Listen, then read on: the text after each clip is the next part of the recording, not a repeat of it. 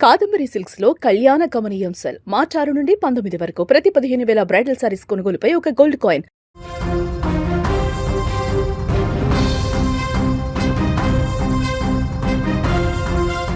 అగ్రరాజ్యం అమెరికా ఏ దేశానికైనా ఒక ఆర్డర్ వేస్తే అది శిలాశాసనమే.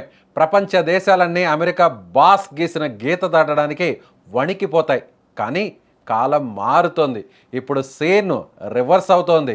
అమెరికా అధ్యక్షుడు డొనాల్డ్ ట్రంప్ చెప్పిన మాటను కనీసం ఆయనకు అత్యంత సన్నిహితంగా ఉండే ప్రాణమిత్ర దేశాలు కూడా పట్టించుకోవడం లేదు.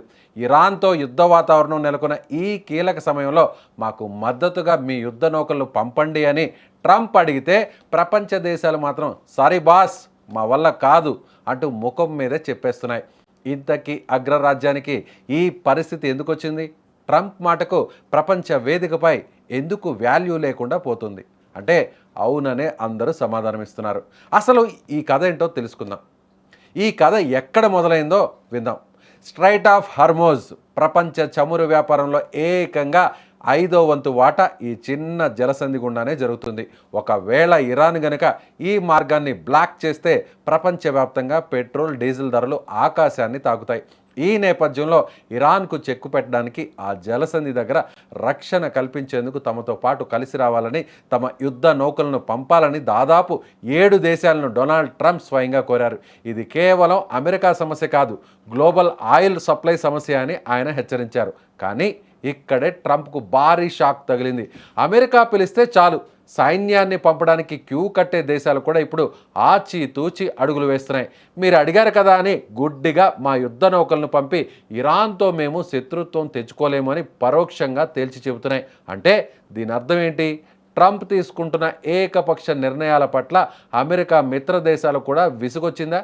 లేక ఇరాన్తో నేరుగా కయ్యం పెట్టుకోవడం ఇష్టం లేకనా? కారణం ఏదైనా డొనాల్డ్ ట్రంప్ వేసిన ప్లాన్ మాత్రం అట్టర్ ఫ్లాప్ అయింది.